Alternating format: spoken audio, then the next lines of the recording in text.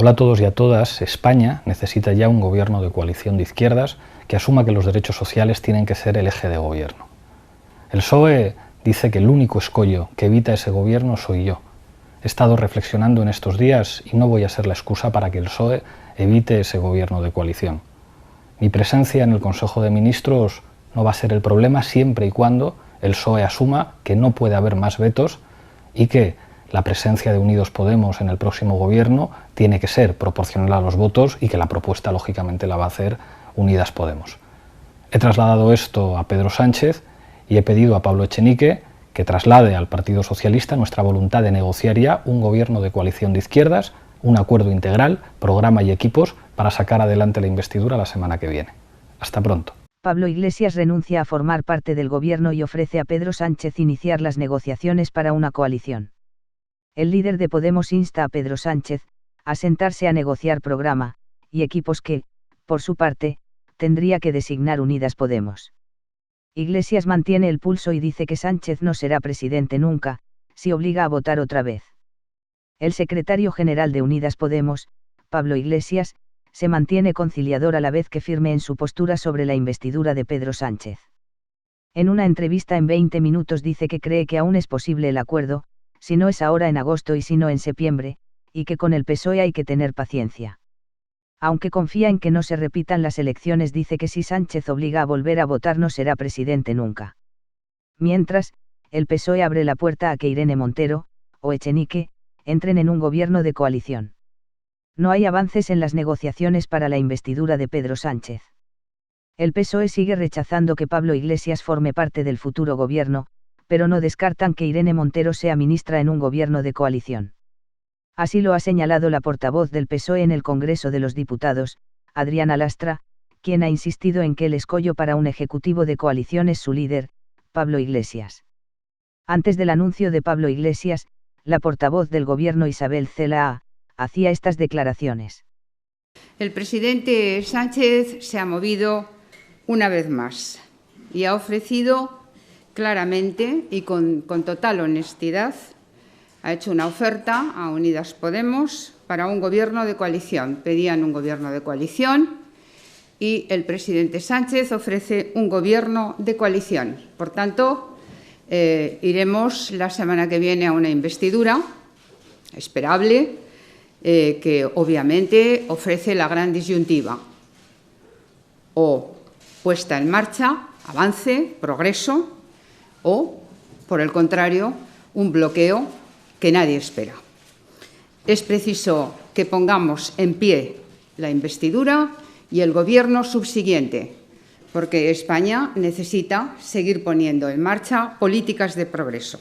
Esa es nuestra tarea, esa es nuestra responsabilidad histórica, la responsabilidad histórica de la izquierda que ha defendido, cuyas políticas ha venido defendiendo este último año.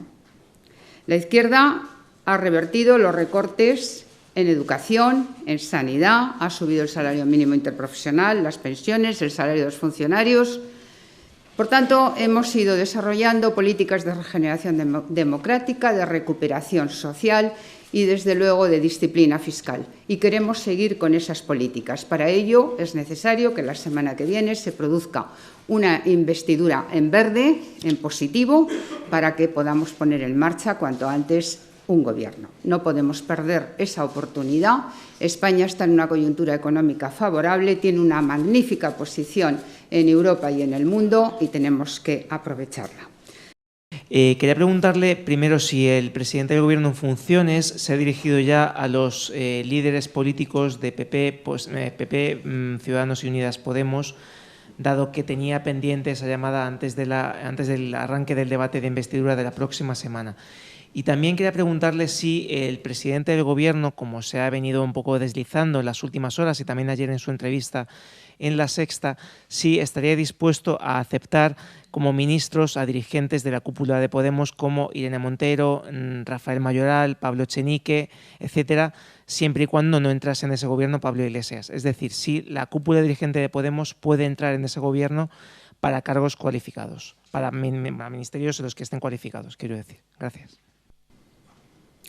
El presidente de Gobierno se pondrá en contacto con las fuerzas políticas, con los jefes, con los líderes de las representantes de las fuerzas políticas en las próximas horas. En relación a las personas que usted me dice, no vamos a entrar en ningún nombre. Yo creo que el presidente de Gobierno, con toda honestidad ayer y toda claridad, identificó exactamente cómo era el asunto, cómo estaban las cosas, afirmando que no había condiciones para la entrada de Pablo Iglesias en el gabinete. Punto. Las razones ustedes las conocen, pero en fin, podemos hablar de ellas también.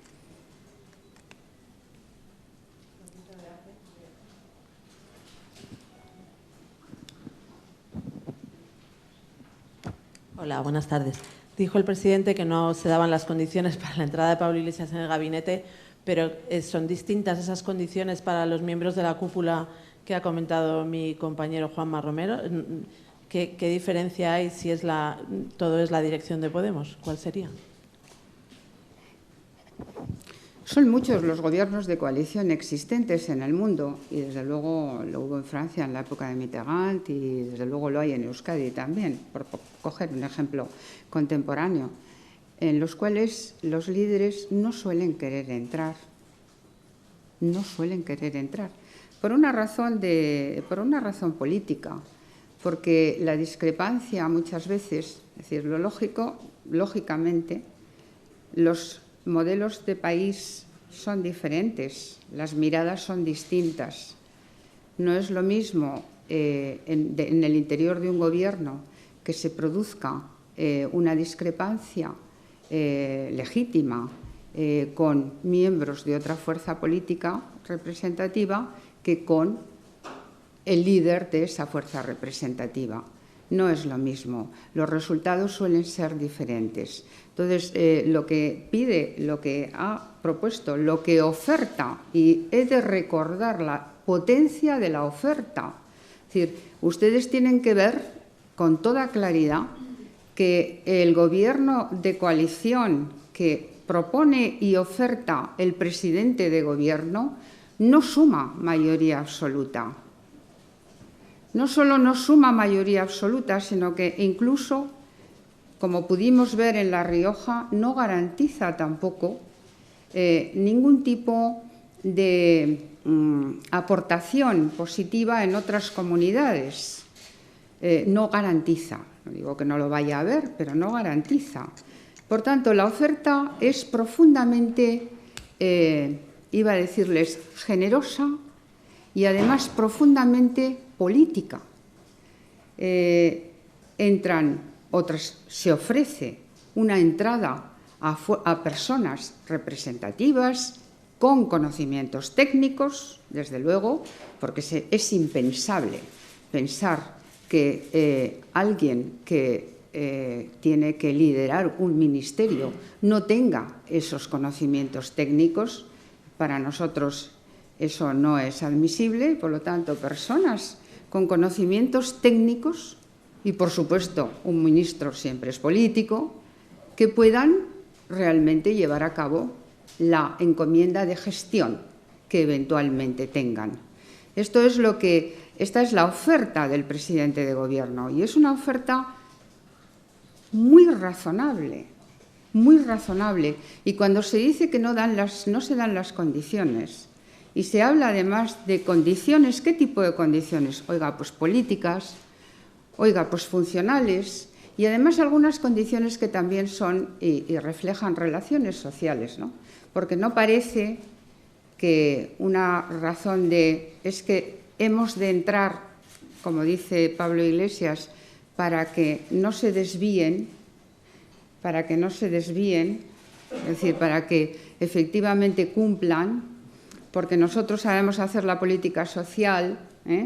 Bueno, estas no son de recibo, son, en fin, en tonos paternalistas, condescendientes y que además no se corresponden con la realidad. El Partido Socialista Obrero Español viene haciendo políticas sociales desde hace 140 años. Y es un partido consistente, es un partido sólido, es un partido con un gran patrimonio en términos de formular políticas útiles para las personas. No hay duda al respecto. Por tanto,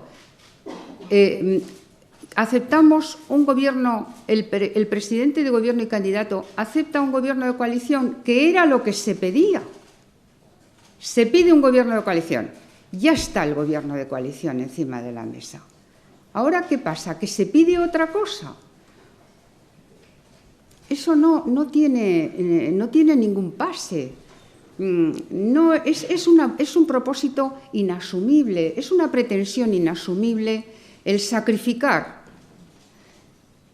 lo que es el interés general al interés de una persona. Eso no tiene un pase. Yo no lo creo. Yo no creo que Pablo Iglesias, él mismo, pase por ahí. No creo que lo quiera.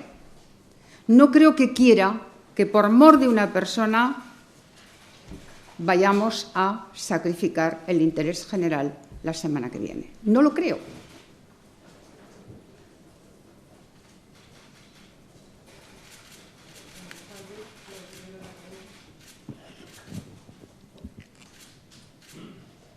Sí, un par de preguntas. Primero le quería preguntar si se puede llegar a un acuerdo con una fuerza política cuando se está acusando al líder de esa fuerza política de no defender la democracia, si se puede construir algo sobre esa base. Y luego usted acaba de decir que las consecuencias de una discrepancia dentro del gobierno con los líderes de ambas fuerzas políticas dentro no serían lo mismo que si solo hay un líder del PSOE y miembros de Podemos. Para que nos quede claro, ¿se refiere a que si hay discrepancias con Iglesias dentro, inevitablemente se acabaría la legislatura, pero si hubiese otros miembros, no? Gracias. Mire, no vamos a hablar de futuribles, ¿no? Y de previsibles. Esto no se, en fin, no se corresponde ni con el día, ni con la hora, ni con la mesa. Es decir, ¿se podría ocurrir que se rompiera? No sabemos lo que podría ocurrir. Lo que yo sí le quiero decir, que no es lo mismo el grado de tensión que se establece cuando líderes de fuerzas políticas diferentes discrepan en torno a una mesa de ministros que cuando sencillamente hay personas representativas de esa fuerza política. Mire usted, Idoia Mendia no está, tenemos un gobierno de coalición, Idoia Mendia no está en el gobierno vasco, pero muchos líderes de las fuerzas políticas que han venido siendo representadas en distintos gobiernos de coalición, ellos mismos no han tenido ningún interés en entrar ahí. ¿Por qué? Para mantener la libertad de sus pretensiones y de sus propuestas legítimas en el Congreso de los Diputados o en los parlamentos, para mantenerse libres, para no tener que vincularse a lo que significa, para no mantener vinculada, subordinada totalmente la fuerza política a lo que es el consenso o el acuerdo de un Consejo de Ministros. Vamos, esto está en una gran mayoría de fórmulas. Pero fíjese usted todo el movimiento que ha venido haciendo en planteamiento de ofertas el presidente de Gobierno, el presidente Sánchez. Primero dijimos queremos un gobierno solitario, lo cual era absolutamente coherente y legítimo también. Lo tenemos el ejemplo en Dinamarca, en Portugal. Es decir, son proyectos de legislatura, planteamientos de acuerdos de legislatura que giran en torno a un programa que hay que cumplir sin que haya un gobierno en el que entren las dos fuerzas políticas.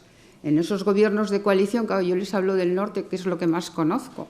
En gobiernos de coalición, en fórmulas de legislatura, en el norte hemos pasado muchos años.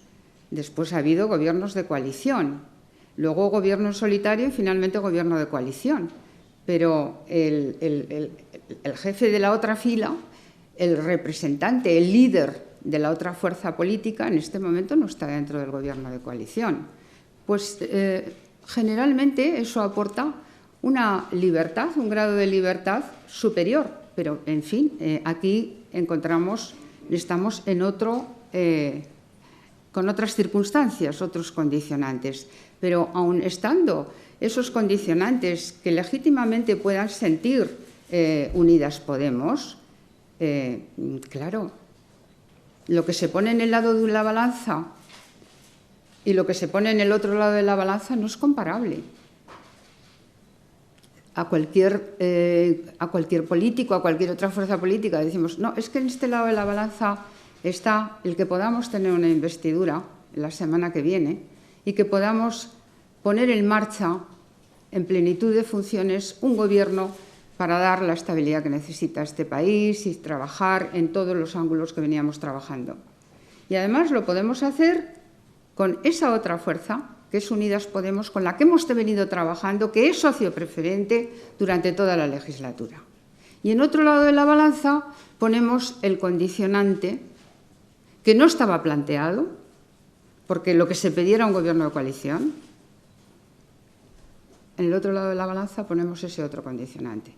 Entonces, bueno, pues ahí está la disyuntiva, es decir, o tenemos un bloqueo o tenemos un gobierno en marcha.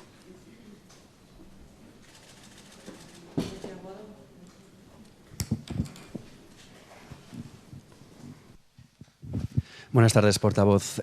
Yo me quiero centrar de nuevo en la figura de Irene Montero, porque ayer el presidente del Gobierno dijo que no puede tener un vicepresidente, no se puede permitir el lujo de tener un vicepresidente que entre en el Consejo de Ministros para vigilarle. ¿Creen que Irene Montero, dentro de ese Consejo de Ministros, tendría Irene Montero la confianza de este Gobierno, de ese Gobierno de coalición que están proponiendo? ¿Qué les hace pensar que Irene Montero no sería la voz y la mano de Pablo Iglesias dentro del Gobierno? Gracias. Pues mire, sinceramente yo he de decirle lo siguiente, es decir, la persona que tiene la auténtica facultad, la única facultad, la verdadera facultad de identificar a los miembros del gabinete que son de su confianza es el presidente. Esa es una facultad que la tiene y es clarísima, suya. Yo no he hablado de Irene Montero con el presidente. Ya sé que ustedes llevan toda la mañana con el tema de Irene Montero, porque lo he podido leer en algunos lugares, pero no lo he hablado. Pero desde luego les puedo garantizar que el presidente fue meridianamente claro ayer, meridianamente claro. Y por lo que yo he podido percibir, la ciudadanía lo ha recibido de manera muy positiva. Es tremendamente honesto decir, mire usted, el señor Iglesias no cabe en el gabinete porque no se dan las condiciones políticas ni funcionales. Por esto, es decir, no son especulaciones, oiga. Ha argumentado razones, y razones de peso, las razones políticas. Lo más fácil para un gobernante que quiere rápidamente salir de la escena, que no es una escena muy simpática, es vayamos a organizarnos rápidamente como sea. No. Asume la responsabilidad. Y esto es lo que necesita España. Y yo voy a ir a una investidura en la que digo que acepto un gobierno de coalición, ofrezco un gobierno de coalición, pero no veo a Pablo Iglesias dentro de ese gobierno, por esta razón y por esta otra. Y yo creo que eso es, y no ha puesto más, no ha dicho más de nadie. Por tanto, en fin, todo lo demás creo que es un escenario abierto.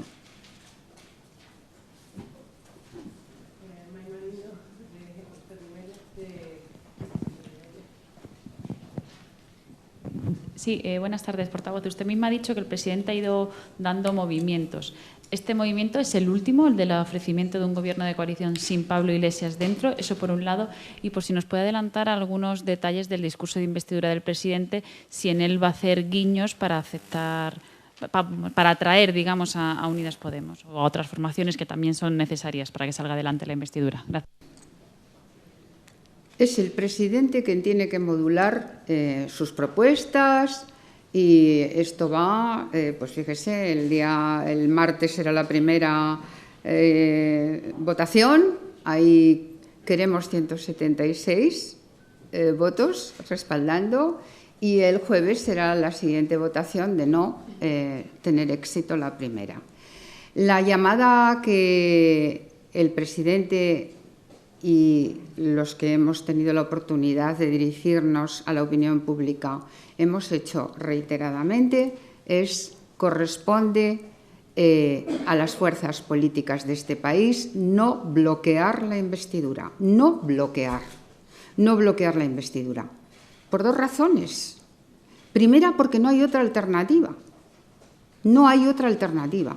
Y segundo, porque el panorama político es tan fragmentado, y tenemos unas reglas de juego estructuralmente tan rígidas como lo son las del artículo 99 de la Constitución, que o cada fuerza política asume su propia responsabilidad en la medida que puede, es decir, una investidura no prejuzga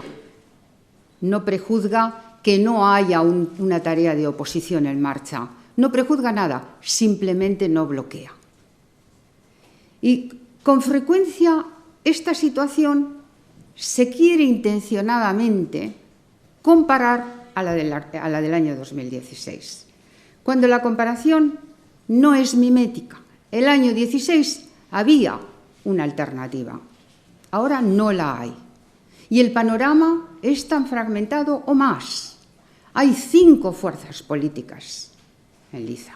Entonces, la petición reiterada es: vamos a abordar una investidura con un proyecto político abierto, progresista, europeísta, donde verdaderamente, susceptible obviamente de recibir enmiendas en positivo. Un proyecto, como digo, que nos permita poner en marcha todas esas cuestiones que las tenemos ahora por funciones varadas, lamentablemente, o tenemos eso o tenemos un bloqueo. Pero lo que queremos decirle, tanto a todas las fuerzas, como digo, a todas, que no bloqueen la investidura, porque no hay otra alternativa.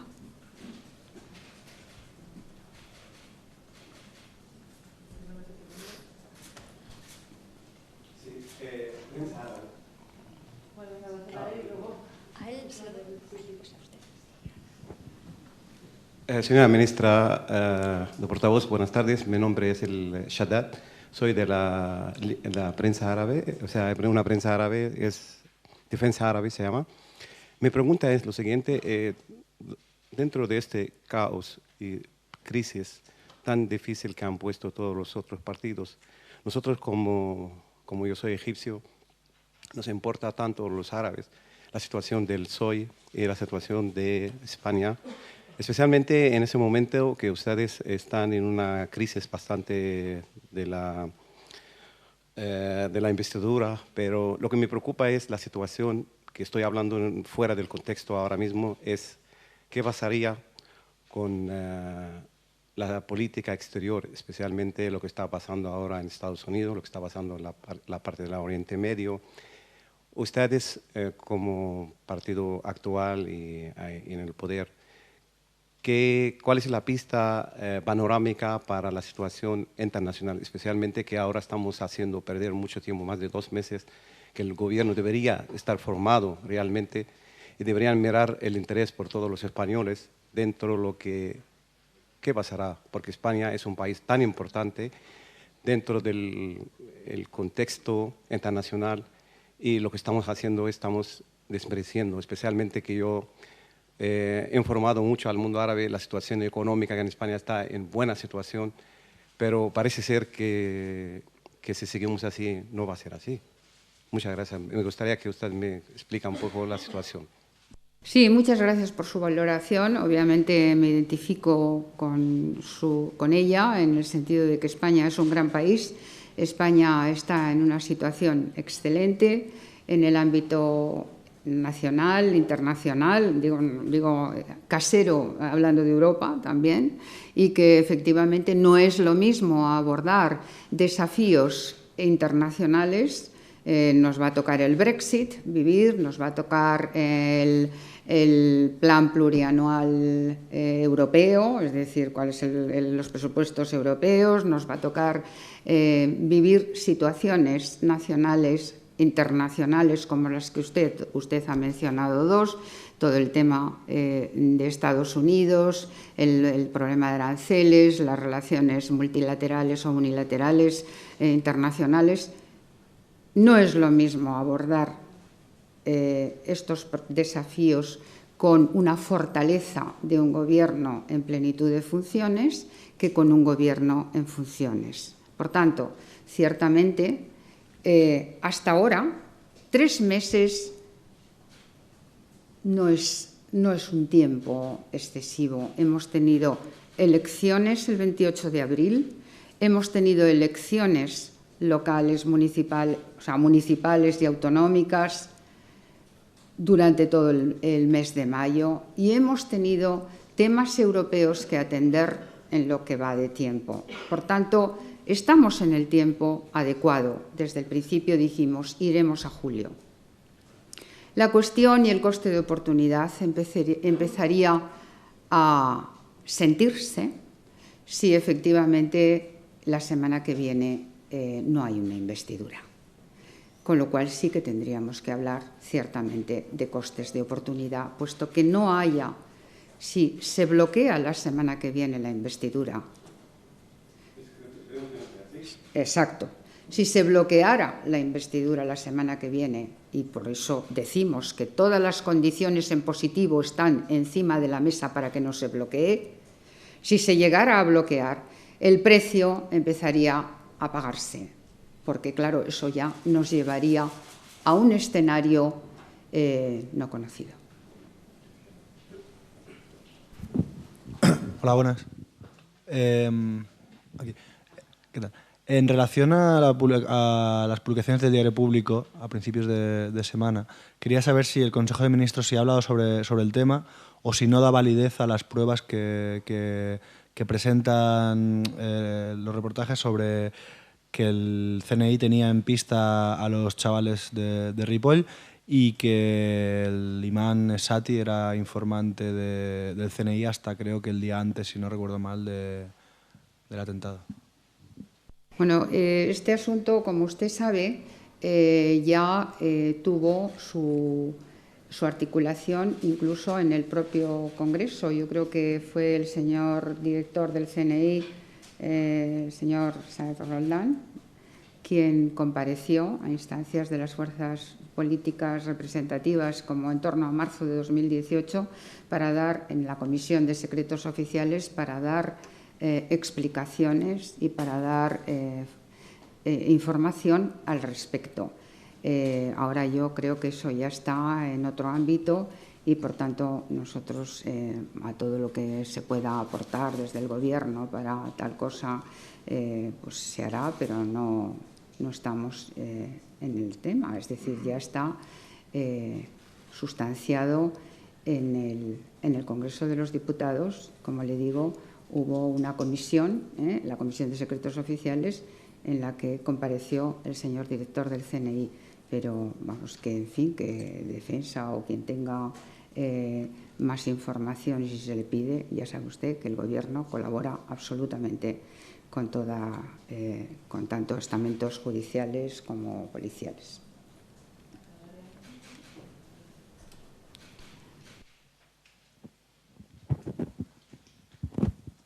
Buenos días, ministra. Antonio Rodríguez, de Voz Populi.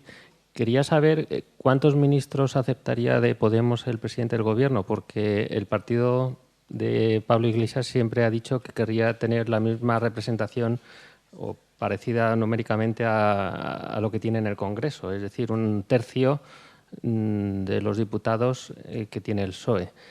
Y, en segundo lugar, mi medio apunta hoy que Irene Montero encajaría muy bien en un Ministerio de Vivienda por su pasado como portavoz de la Plataforma de Afectados por la Hipoteca. Quería saber si es el momento de recuperar ese Ministerio de Vivienda que tuvo Zapatero en su momento. Gracias. Pues mire, yo creo que no debiéramos seguir implementando las conversaciones sobre personas y sobre exactamente cuántas personas, habida cuenta de que quienes han mantenido esas conversaciones, y uno de ellos ha sido el presidente, ha dicho que el 99,9% de esas conversaciones han girado sobre personas o sobre puestos.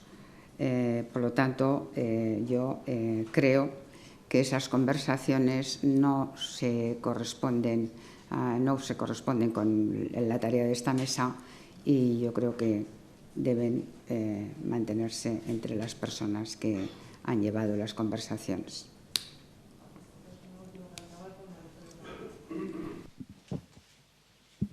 Sí, portavoz, yo no le voy a preguntar sobre personas, pero sí me gustaría saber, después de que el presidente dijera ayer que Pablo Iglesias no podía ser, que el presidente dijera ayer que Pablo Iglesias no podía ser su vicepresidente, en el caso de que Unidas Podemos se aviniera a esta negociación y dejara al lado a Pablo Iglesias, ¿esta formación tendría alguna posibilidad de ocupar una vicepresidencia? Pues mire, de nuevo he de decir que las conversaciones no pasan por la portavoz del Gobierno y que, como usted sabe, se corresponden con la autoridad del propio presidente Sánchez y candidato. Él es el que determinará el resultado final, juntamente con la otra parte interlocutora, obviamente. Ya está. Muy bien, muchas gracias.